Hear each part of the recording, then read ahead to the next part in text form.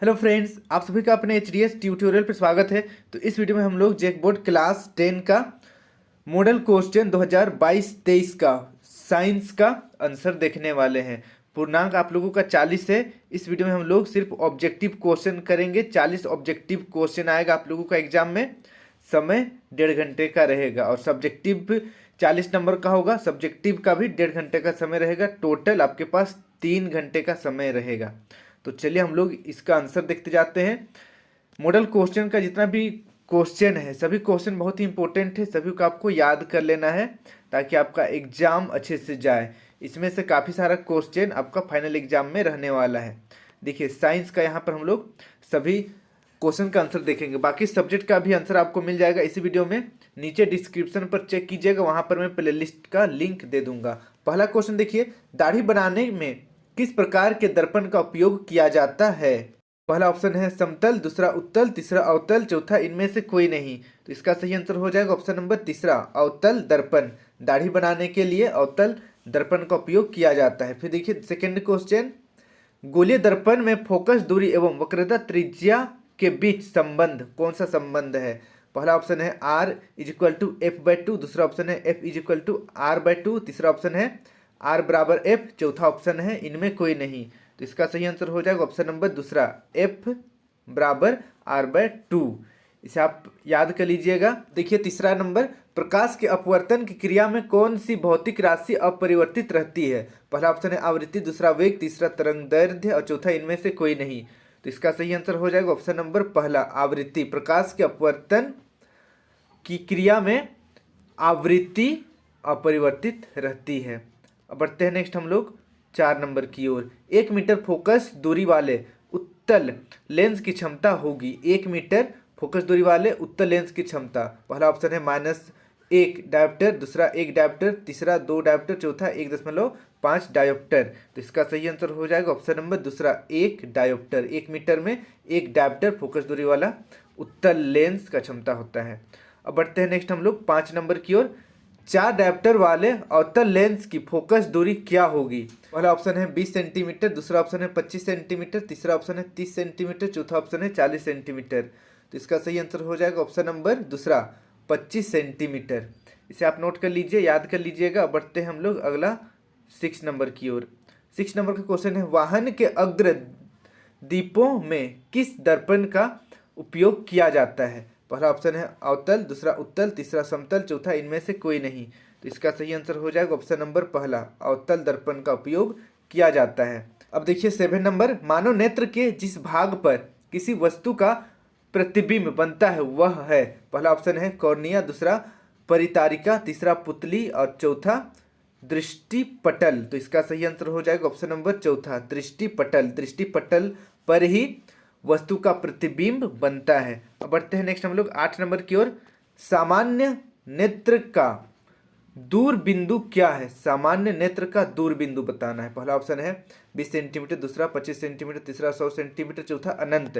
तो यहाँ पर देखिए दूर बिंदु बताना है, इसलिए ऑप्शन नंबर चौथा सही हो जाएगा, अनंत। यहाँ पर अगर न्यूनतम बिंदु पूछता तो 25 सेंटीमीटर होता और यहाँ पर दूर बिंदु पूछा इसलिए अनंत होगा। ऑप्शन नंबर चौथा सही हो जाएगा। अब बढ़ते हैं नेक्स्ट हम लोग 9 नंबर की ओर। नेत्र में जाने वाली प्रकाश की मात्रा का नियंत्रण कौन करता है? पहला ऑप्शन है दृष्टिपटल, दूसरा स्वच्छमंडल, तीसरा परितारिका, चौथा पुतली। तो इसका सही आंसर हो जाएगा ऑप्शन नंबर चौथा, पुतली। ठीक है, पुतली। नेत्र में जाने वाले प्रकाश की मात्रा को नियंत्रित करती है पुतली। अब बढ़ते हैं नेक्स्ट हम लोग 10 नंबर की ओर। मानव नेत्र में प्रतिबिंब की प्रकृति क्या होती है? मानव नेत्र में प्रतिबिंब की प्रकृति कैसे होती है? पहला ऑप्शन सीधा आभासी, दूसरा उल्टा आभासी, तीसरा सीधा वास्तविक, चौथा उल्टा वास्तविक। तो इसका सही आंसर हो जाएगा ऑप्शन नंबर चौथा, उल्टा बनता है लेकिन वास्तविक बनता है। ठीक है, हम लोगों को सीधा दिखाई देता है बट जो प्रतिबिंब है वो उल्टा बनता है। ठीक है, चलिए अब हम लोग बढ़ते हैं नेक्स्ट हम लोग 11 नंबर की ओर। 1 किलोवाट निम्न में से किसकी इकाई है? पहला ऑप्शन है शक्ति, दूसरा ऊर्जा, तीसरा बल, चौथा विद्युत धारा। तो इसका सही आंसर हो जाएगा ऑप्शन नंबर दूसरा, ऊर्जा का। ऊर्जा का इकाई है 1 किलोवाट आवर। ठीक है, अब बढ़ते हैं नेक्स्ट हम लोग 12 नंबर की ओर। कूलम्ब किसका एसआई मात्रक है? विद्युत आवेश, विद्युत धारा, विभवांतर, या प्रतिरोध? तो इसका सही आंसर हो जाएगा ऑप्शन नंबर पहला, विद्युत आवेश का मात्रक कूलम्ब है। अब बढ़ते हैं नेक्स्ट हम लोग 13 नंबर की ओर। 13 नंबर का क्वेश्चन है, विद्युत मोटर एक युक्ति है जो परिवर्तित करती है। विद्युत मोटर क्या परिवर्तित करती है? ठीक है, किसको किस में परिवर्तित करती है ये बताना है। पहला ऑप्शन देखिए, यांत्रिक ऊर्जा को विद्युत ऊर्जा में, दूसरा विद्युत ऊर्जा को यांत्रिक ऊर्जा में, तीसरा रासायनिक ऊर्जा को विद्युत ऊर्जा में, चौथा विद्युत ऊर्जा को रासायनिक ऊर्जा में। इसका सही आंसर हो जाएगा ऑप्शन नंबर दूसरा, विद्युत ऊर्जा को यांत्रिक ऊर्जा में परिवर्तित करती है विद्युत मोटर। अब बढ़ते हैं नेक्स्ट हम लोग 14 नंबर की ओर। जल का विद्युत अपघटन किस प्रकार की अभिक्रिया है? पहला ऑप्शन है संयोजन अभिक्रिया, दूसरा वियोजन अभिक्रिया, तीसरा विस्थापन अभिक्रिया, चौथा द्विविस्थापन अभिक्रिया। तो इसका सही आंसर हो जाएगा ऑप्शन नंबर दूसरा, वियोजन अभिक्रिया। वियोजन अभिक्रिया, ठीक है, जल का विद्युत अपघटन वियोजन अभिक्रिया है। अब बढ़ते हैं नेक्स्ट हम लोग 15 नंबर की ओर। CuO plus H2 gives Cu plus H2O दिए गए अभिक्रिया में किस पदार्थ का अपचयन हो रहा है? अपचयन किस पदार्थ का हो रहा है? पहला ऑप्शन देखिए, CuO, CO2, Cu या H2। तो यहाँ पर सही आंसर हो जाएगा ऑप्शन नंबर चौथा, H2 का अपचयन हो रहा है। इसे आप नोट कर लीजिए। अब बढ़ते हैं नेक्स्ट हम लोग 16 नंबर की ओर। दिए गए चित्र में किस प्रकार की अभिक्रिया हो रही है? यहाँ पर देखिए चित्र दिया हुआ है, यहाँ पर किस प्रकार की अभिक्रिया हो रही है बताना है। तो देखिए पहला ऑप्शन है संयोजन अभिक्रिया, दूसरा वियोजन अभिक्रिया, तीसरा विस्थापन अभिक्रिया, चौथा द्विविस्थापन अभिक्रिया। तो इसका सही आंसर हो जाएगा ऑप्शन नंबर तीसरा, विस्थापन अभिक्रिया हो रहा है। ठीक है, इसको ध्यान में रखिएगा, विस्थापन अभिक्रिया हो रहा है। अब बढ़ते हैं नेक्स्ट हम लोग 17 नंबर की ओर। निम्नलिखित में कौन प्राकृतिक सूचक का उदाहरण है? निम्नलिखित में कौन प्राकृतिक सूचक का उदाहरण है? पहला ऑप्शन है मिथाइल ऑरेंज, दूसरा ऑप्शन है फिनाप्थेलिन, तीसरा ऑप्शन है लिटमस पत्र, चौथा कोई नहीं। तो इसका सही आंसर हो जाएगा ऑप्शन नंबर तीसरा, लिटमस पत्र प्राकृतिक सूचक है। अब बढ़ते हैं नेक्स्ट 18 नंबर की ओर। 18 नंबर का क्वेश्चन है, किसी विलयन का pH मान 10 है, वह निम्नलिखित में से क्या होगा? तो देखिए 7 से अगर ज़्यादा रहेगा तो क्षारीय रहेगा, और 7 से कम रहेगा तो वो अम्लीय रहेगा। इसको आप हमेशा याद रखिएगा। तो 10 जो है वो 7 से बड़ा है, इसलिए क्षारीय प्रवृत्ति का होगा। पहला ऑप्शन है अम्ल, दूसरा लवण, तीसरा उदासीन, चौथा क्षार। तो इसका सही आंसर हो जाएगा ऑप्शन नंबर चौथा, क्षार। क्षारीय प्रवृत्ति का होगा pH मान 10 होने पर। अब बढ़ते हैं 19 नंबर की ओर। दिया गया चित्र क्या सूचित करता है? यहाँ पर देखिए चित्र, ये जो चित्र है ये क्या सूचित करता है बताना है। तो यहाँ पर देखिए पहला ऑप्शन है हमेशा हाथ साफ करना चाहिए, दूसरा हमें प्रयोगशाला में हाथ धोकर जाना चाहिए, तीसरा हमें अम्ल से हाथ धोना चाहिए, चौथा ऑप्शन है सांद्र अम्ल तथा क्षार वाले बर्तन का चेतावनी चिन्ह। तो इसका सही आंसर हो जाएगा ऑप्शन नंबर चौथा ही, ठीक है, ऑप्शन नंबर डी, सांद्र अम्ल तथा क्षार वाले बर्तन का चेतावनी चिन्ह है। ये जो ऊपर आप डायग्राम देख रहे हैं, आप फोटो देख रहे हैं, ये वाला। अब बढ़ते हैं नेक्स्ट हम लोग 20 नंबर की ओर। इमली में कौन सा अम्ल होता है? तो इमली में कौन सा अम्ल होता है? पहला सिट्रिक अम्ल, दूसरा टार्टरिक अम्ल, तीसरा सिट्रिक अम्ल और चौथा है लैक्टिक अम्ल। तो यहाँ पर 2 बार सिट्रिक अम्ल हो गया है, बट कोई दिक्कत नहीं है, हम लोगों को क्वेश्चन से मतलब है इमली। इमली में टार्टरिक अम्ल होता है, ऑप्शन नंबर दूसरा, ठीक है। और अगर यहाँ पर दही का पूछा जाएगा तो लैक्टिक अम्ल होता है, इसको याद रखिएगा। अब बढ़ते हैं नेक्स्ट हम लोग 21 नंबर की ओर। कौन अधातु कमरे के ताप पर द्रव अवस्था में पाया जाता है? पहला ऑप्शन है सोडियम, दूसरा पारा, तीसरा ब्रोमीन और चौथा क्लोरीन। तो यहाँ पर सही आंसर हो जाएगा ऑप्शन नंबर तीसरा, ब्रोमीन। यहाँ पर देखिए अधातु पूछा गया है इसलिए ब्रोमीन होगा, अगर यहीं पर धातु पूछा जाता तो पारा होता। इसको भी ध्यान में रखना है, अगर क्वेश्चन धातु पूछेगा तो पारा सही आंसर होगा, अगर क्वेश्चन अधातु पूछ रहा है तो यहाँ पर ब्रोमीन सही आंसर होगा, ठीक है। तो इसका सही आंसर हो जाएगा ऑप्शन नंबर तीसरा, ब्रोमीन। अब बढ़ते हैं नेक्स्ट हम लोग 22 नंबर की ओर। निम्नलिखित में से किस पदार्थ का उपयोग अग्निशामक बनाने में किया जाता है? अग्निशामक, आप लोग रेड कलर का बॉक्स देखते होंगे हॉस्पिटल या ट्रेन आसपास, इस तरीके से रहता है, यहाँ पर एक पाइप रहता है, इस तरीके से अग्निशामक, ठीक है, रेड कलर का रहता है। तो वो बनाने के लिए किस पदार्थ का उपयोग किया जाता है? सोडियम कार्बोनेट, दूसरा ऑप्शन है सोडियम हाइड्रोजन कार्बोनेट, तीसरा ऑप्शन है सोडियम क्लोराइड और चौथा ऑप्शन है सोडियम हाइड्रोक्साइड। इसका सही आंसर हो जाएगा ऑप्शन नंबर दूसरा, option number B, sodium hydrogen carbonate का उपयोग किया जाता है अग्निशामक बनाने में। अब बढ़ते हैं नेक्स्ट हम लोग 23 नंबर की ओर। 23 नंबर का क्वेश्चन है, आधुनिक आवर्त सारणी किस आधार पर बना है? आधुनिक आवर्त सारणी पीरियोडिक टेबल किस आधार पर बना है? पहला ऑप्शन है परमाणु संख्या, दूसरा परमाणु द्रव्यमान, तीसरा परमाणु की रचना और चौथा परमाणु का आकार। तो इसका सही आंसर हो जाएगा ऑप्शन नंबर पहला, परमाणु संख्या पर मॉडर्न पीरियोडिक टेबल बना है। फिर देखिए नेक्स्ट 24 नंबर, निम्नलिखित में से कौन धातु सबसे अधिक अभिक्रियाशील है? निम्नलिखित में से कौन धातु सबसे अधिक अभिक्रियाशील है? पहला ऑप्शन है पोटेशियम, दूसरा सोडियम, तीसरा एल्यूमिनियम, चौथा कैल्शियम। तो यहाँ पर देखिए सही आंसर हो जाएगा ऑप्शन नंबर पहला, पोटेशियम। पोटेशियम, ठीक है, पोटेशियम सबसे अधिक अभिक्रियाशील धातु है और पोटेशियम के बाद आता है सोडियम। ठीक है, तो यहाँ पर आपको ध्यान देना है ऑप्शन, अगर ऑप्शन में पोटेशियम नहीं रहता तो यहाँ पर सोडियम हो जाता है, लेकिन यहाँ पर पोटेशियम है तो पोटेशियम सबसे अधिक अभिक्रियाशील धातु है, इसलिए ऑप्शन नंबर पहला सही हो जाएगा। अब बढ़ते हैं नेक्स्ट हम लोग 25 नंबर की ओर। 25 नंबर का क्वेश्चन है, पृथ्वी की भूपरपट्टी में प्राकृतिक रूप से पाए जाने वाले तत्व या यौगिक को क्या कहते हैं? पहला ऑप्शन है अयस्क, दूसरा खनिज, तीसरा गैंग और चौथा धातु कर्म। तो इसका सही आंसर हो जाएगा ऑप्शन नंबर दूसरा, खनिज कहा जाता है। इसे आप नोट कर लीजिए, याद कर लीजिएगा। बढ़ते हैं नेक्स्ट हम लोग 26 नंबर की ओर। प्रोपेनॉल में कौन अभिक्रियाशील समूह मौजूद है? प्रोपेनॉल, लास्ट में देखिए ओएल आएगा, ठीक है, ओल आएगा, ओल, तो एल्कोहल हो जाता है ओल से। तो यहाँ पर पहला ऑप्शन इसका सही हो जाएगा एल्कोहल। प्रोपेनॉल एल्कोहल समूह है। अब बढ़ते हैं नेक्स्ट हम लोग 27 नंबर की ओर। प्रकाश संश्लेषण अभिक्रिया में निम्नलिखित में क्या नहीं होता है? पहला ऑप्शन देखिए जल का टूटना, दूसरा ऑप्शन है ऑक्सीजन का मुक्त होना, तीसरा कार्बन डाइऑक्साइड का मुक्त होना, चौथा कार्बन डाइऑक्साइड का उपयोग होना। तो यहाँ पर पूछा गया है निम्नलिखित में कौन क्रिया नहीं होता है? ठीक है, नहीं होता है तो कार्बन डाइऑक्साइड का मुक्त होना, यह प्रकाश संश्लेषण का पार्ट नहीं है। ठीक है, ऑक्सीजन मुक्त होता है यहाँ पर। तो चलिए ऑप्शन नंबर तीसरा सही हो जाएगा। बढ़ते हैं नेक्स्ट हम लोग 28 नंबर की ओर। फ्लोएम से खाद्य पदार्थ का परिवहन पौधे में किस दिशा में होता है?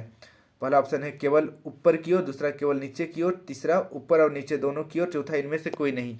तो देखिए इस तरीके से एक पेड़ है, मान लीजिए इस तरीके से, और यहाँ पर आपका खाना बन रहा है इस एरिया में, तो यहाँ से खाना इधर भी आ सकता है, यहाँ से ऊपर भी जा सकता है। अगर यहाँ पर खाना बन रहा है तो ऊपर भी खाना जा सकता है और नीचे भी खाना आ सकता है। तो यहाँ पर ऑप्शन नंबर तीसरा सही हो जाएगा, ऊपर और नीचे दोनों की ओर। फ्लोएम में खाद्य पदार्थ का परिवहन नीचे ऊपर दोनों ओर हो सकता है। अब बढ़ते हैं नेक्स्ट हम लोग 29 नंबर की ओर। वृक्क की रचनात्मक तथा क्रियात्मक इकाई को कहते हैं? तो देखिए पहला ऑप्शन है कोशिका, दूसरा वृक्क, तीसरा न्यूरॉन और चौथा डायलिसिस। तो इस यहाँ पर थोड़ा सा टाइपिंग मिस्टेक हो गया है। वृक्क की रचनात्मक और क्रियात्मक इकाई को वृकाणु कहते हैं, ऑप्शन नंबर बी सही होगा, बट टाइपिंग यहाँ पर प्रिंटिंग में मिस हो गया है। वृकाणु, वृकाणु, वृकाणु इसका सही आंसर हो जाएगा। ठीक है, अब हम लोग बढ़ते हैं नेक्स्ट 30 नंबर की ओर। 30 नंबर का क्वेश्चन है, फल को पकाने के लिए कौन सा हार्मोन उत्तरदायी है? फल को पकाने के लिए कौन सा हार्मोन उत्तरदायी है? पहला ऑप्शन है ऑक्सिन, दूसरा जिब्रेलिन, तीसरा एथिलीन और चौथा प्लाइटोकिनीन। तो इसका सही आंसर हो जाएगा ऑप्शन नंबर तीसरा, इथिलीन। फल को पकाने में इथिलीन हार्मोन उत्तरदायी होता है। बढ़ते हैं नेक्स्ट हम लोग 31 नंबर की ओर। एस्ट्रोजन स्रावित होता है, एस्ट्रोजन स्रावित होता है किसके द्वारा? अंडाशय के द्वारा, थायराइड के द्वारा, वृषण के द्वारा, चौथा ऑप्शन है प्यूबर्टी द्वारा। तो इसका सही आंसर हो जाएगा ऑप्शन नंबर पहला, अंडाशय द्वारा। अंडाशय द्वारा एस्ट्रोजन स्रावित होता है।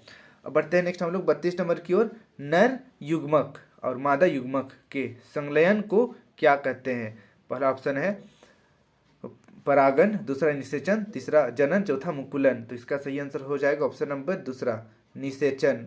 नर एवं मादा युग्मक के संलयन को निषेचन कहा जाता है। फिर देखिए नेक्स्ट 33 नंबर, दिए गए चित्र में कौन सा जनन हो रहा है? कौन सा जनन हो रहा है? यहाँ पर देखिए हाइड्रा का एक फोटो है और यहाँ पर इधर देखिए मुकुलन विधि से इसका जनन हो रहा है। ठीक है, हम लोग ऑप्शन देखते हैं। यहाँ पर देखिए मुकुलन ऑप्शन नंबर पहला में मिल गया आपको, तो ऑप्शन नंबर पहला सही हो जाएगा, मुकुलन विधि।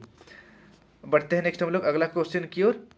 34 नंबर का क्वेश्चन है, पक्षी और चमगादड़ के पंख हैं, पक्षी और चमगादड़ के पंख कौन से अंग है बताना है। पहला ऑप्शन देखिए समजात अंग, दूसरा अवशेषीय अंग, तीसरा जीवाश्म और चौथा असमजात अंग, तो इसका सही आंसर हो जाएगा ऑप्शन नंबर चौथा, असमजात अंग हैं। अब बढ़ते हैं नेक्स्ट हम लोग 35 नंबर की ओर। 35 नंबर का क्वेश्चन है, मेंडल अपने प्रयोग के लिए किस पौधे को चुना? गेहूं, चना, मटर, धान। ये तो बहुत ही आसान क्वेश्चन है, ऑप्शन नंबर तीसरा सही हो जाएगा, मटर। अब बढ़ते हैं नेक्स्ट हम लोग 36 नंबर की ओर। निम्नलिखित में कौन उत्पादक है? सांप, मेंढक, घास या ग्रास होपर। तो इसका सही आंसर हो जाएगा ऑप्शन नंबर तीसरा, घास। ठीक है, ग्रास। ग्रास जो है वो उत्पादक है, प्रोड्यूसर है। ग्रास होपर यहाँ पर लिखा हुआ है, आप कंफ्यूज मत होइएगा। ग्रास होपर मतलब होता है टिड्डा, जो हम लोग लोकल झारखंड में फेनगा कहते हैं। ठीक है, इसलिए इसका सही आंसर हो जाएगा ऑप्शन नंबर तीसरा, घास। अब बढ़ते हैं नेक्स्ट हम लोग 37 नंबर की ओर। किसी आहार श्रृंखला में शाकाहारी का निर्माण होता है? पहला ऑप्शन है प्रथम पोषी स्तर का, दूसरा द्वितीय पोषी स्तर का, तीसरा तृतीय पोषक स्तर का, चौथा चतुर्थ पोषी स्तर का। तो इसका सही आंसर हो जाएगा ऑप्शन नंबर पहला, प्रथम पोषी स्तर का जो है वो शाकाहारी होते हैं।